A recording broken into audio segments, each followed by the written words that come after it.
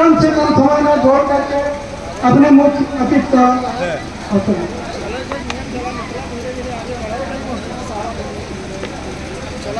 देखो यार भैया खींचे इंजीनियर साहब का हम आगे आगे जाऊँगा। धन्यवाद संचालक महोदय। घरे ना यहाँ बरो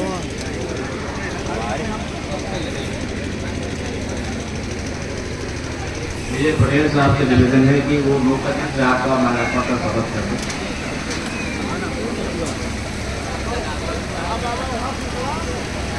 धन्यवाद संचालक महोदय। आज के इस कार्यक्रम के मुख्य अतिथि जज साहब और हम सबके लिए सौभाग्य बनकर आए बनते साहब, इस कार्यक्रम के संयोजक पटेल साहब, चंद्रभान सिंह साहब, श्री नारायण सिंह साहब, मंच में बैठे हुए तमाम सम्मानित साथियों एवं प्यारी बहनों,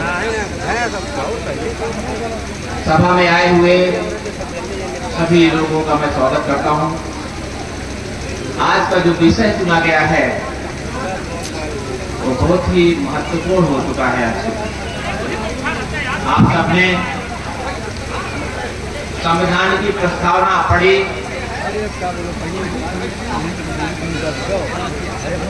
और इसे मेरा निवेदन है कि बार बार पढ़िए। इसमें भारत के समस्त धर्मों का निचोड़ है। भारत किस धर्म से चलेगा ये उसका मूल मंत्र है। इसमें कहीं जाति नहीं है, कहीं व्यक्ति नहीं है, राष्ट्र भी है, समाज भी है, सारे धर्म भी। आज संविधान पर चर्चा और उसके संरक्षक समिति ने जो रखी है उसकी आवश्यकता प्रबल इसलिए हो गई है कि जब भी हम पे संकट आता है किसी भी प्रकार का, चाहे हम आपस में लड़े, चाहे किसी तरह से लड़ाई हो या कोई भी संकट आता है, तो हम किसके शरण में जाते हैं? संविधान। वही संविधान के तहत हम वकील साहब के पास जाते हैं और जज साहब से निवेदन करते हैं कि हमारे साथ अन्याय हो रहा है, इसे रोका जाए। आज उसी संविधान पर प्रश्न उठ के खड़ा हुआ और संविधान कभी खत्म नहीं होगा, ये बात सभी लोग जानते हैं, और लागू नहीं होगा ये बात बहुत कम लोग जानते हैं। भारत में भी संविधान लागू नहीं हुआ है, इसकी प्रस्तावना नहीं पढ़ी गई है, प्रस्तावना नहीं लागू हुई है जिसमें सामाजिक, आर्थिक और राजनीतिक न्याय, विचार की अभिव्यक्ति, विश्वास, धर्म और उपासना की स्वतंत्रता, प्रतिष्ठा और अवसर की समता प्राप्त कराने के लिए तथा उन सब में व्यक्ति की गरिमा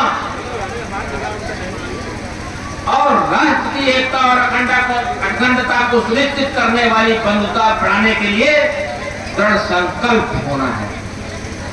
दुर्भाग्य है इस देश का कि इस प्रस्तावना को नहीं पढ़ा गया। बिना प्रस्तावना को पढ़े, बिना इस प्रस्तावना को लागू किए, क्या आप सामाजिक समरसता पा चुके हैं? क्या आपको आर्थिक आजादी मिल चुकी है? क्या हर व्यक्ति और स्वतंत्रता से राजनीति में आ पा रहा है? क्या आप आज के जमाने में भी अपनी बात खुल के रख पा रहे हैं? क्या आपको अपने धर्म को मानने की आजादी मिली हुई है? यदि ये सब मिल गया है तो संविधान की चर्चा की आवश्यकता बिल्कुल नहीं है। पर मुझे लगता है कि ऐसा कतई नहीं हो पाया। इसको होना नहीं दिया गया, होने नहीं दिया गया, और अब इसको परिवर्तन की बात। आप क्या सोचते हैं इस किताब में कोई परिवर्तन कर देगा? नहीं। ये परिवर्तन कैसे होगा? उसके एक दो नहीं हजारों उदाहरण लागू नहीं होने देंगे। आपको इतना बांट देंगे कि आप संविधान के अलावा बाकी सब काम कर रहे हैं, सब बात कर रहे हैं। जो नेता हमारे, जो सांसद, जो भी व्यक्ति संविधान की शपथ लेके खड़ा होता है, मुझे लगता है कि वो देश के साथ सबसे बड़ा धोखा पहले दिन। यदि वो संविधान की प्रस्तावना को पढ़े तो मुझे लगता है कि वो सबसे धार्मिक व्यक्ति हो जाएगा और सबसे कट्टर राष्ट्रवादी हो जाएगा। अपनी जिंदगी में वो किसी को भी नुकसान नहीं पहुंचाएगा। आप इसको और नीचे पढ़ेंगे, जब जाएंगे तो इसमें प्रकृति की बात है, प्राकृतिक धर्म की बात है। आपको मैं उधर ले चलूंगा 2 मिनट ले। प्रकृति का क्या धर्म है? किसी पेड़ के नीचे खड़े होकर देखिए, किसी नदी में घुसकर देखिए, किसी सूरज रोशनी को देखिए, हवा को देखिए, उसके प्रवाह को देखिए और उसकी समरसता को देखिए। सबकी रक्षा की, जीव मात्र की रक्षा करता संविधान। यहाँ तो हम पैदा पता नहीं कहाँ हुए, पर हम किसी जात के नाम से पैदा हुए। हमारा वर्गीकरण किसी वर्ग के नाम से है और पूरी जिंदगी डॉक्टर साहब ने, अम्बेडकर साहब ने, कि गजब का ये धर्म है। यहाँ जो जिस सीढ़ी में पैदा होता है उसी सीढ़ी पर कोई अपग्रेडेशन का कोई रास्ता ही नहीं दिया। जैसे हम पढ़ लिख ले, 10 साल तक पढ़े होंगे, कई फैसले इन्होंने दिया होगा, इन्होंने अपने विवेक से दिया होगा, पर गलती से भी अगर कहीं वास्तविक निर्णय दिया होगा तो इन्हें एहसास होगा कि कितना इन्हें गालियां दी। ये देश इस तरह का, ये देश न्याय बांटने का नहीं है, इजाजत ही नहीं देता, इजाजत ही नहीं दे रहा है। बहुत साथियों से हमारी बात हुई, बहुत सारे जब ये वकील साहब बैठे हैं जो सरकारी वकील है, सरकारी वालों से बात हुई, बोले यार मुझे छोड़ दीजिए, मैं वहां नहीं छोड़। अरे आपके कंधों पर ये राष्ट्र का संविधान है, आप डर रहे हो तो मेरी क्या स्थिति होगी कि एक आम आदमी की क्या स्थिति होगी? तो लड़का से कहे कि संविधान के ऊपर किसी बात को मैं स्वीकार, पर मुझे इस बात की खुशी है सहसों की धरती पे, मैं पहले भी कई बार आप लोगों से मिला हूं तो जान पहचान लंबे समय से बिछड़ जाता हूं मैं।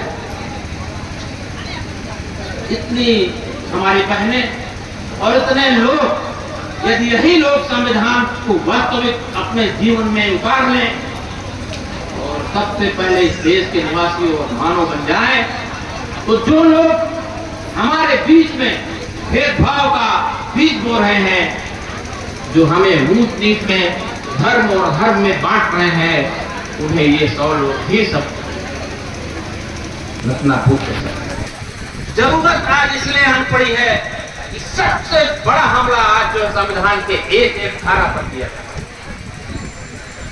एक धारा पर लोगों का ये है, उसको ऐसा कर दो कि वो लागू हो भी तो निष्प्रभावी हो जाए।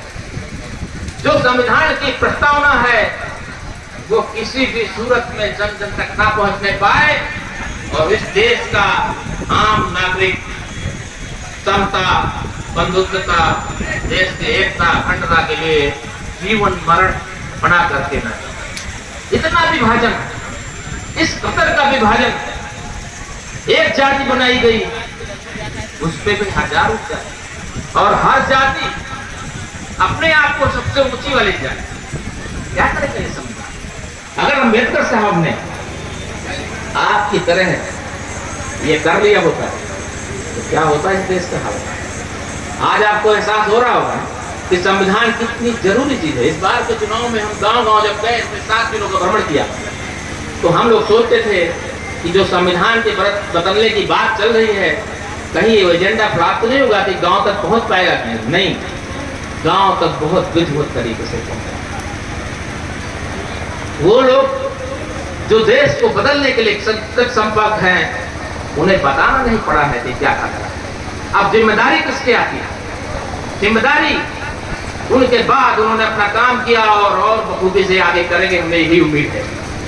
जिम्मेदारी है हम सब की, हम पढ़े लिखे लोगों की, समाज के मुखिया लोगों की, और उसको फलांग कराएं। इसलिए एक एक व्यक्ति इस बात को संकल्प लेके जाए कि जाति और धर्म वाली नफरत मैं त्यागूंगा, किसी एक कार्यक्रम में एक संकल्प लेके जाइए, उसको अपने जीवन में आप चाहते उसके आनंद को देखिए, आप खुद ही धन्य अपने आप को महसूस करने लगे। जिस दिन आप खुद भेदभाव को छोड़ देंगे, तब समाज बनेगा, तब भारत के संविधान की मुख्य प्रस्तावना का लाभ लोगों को मिलेगा।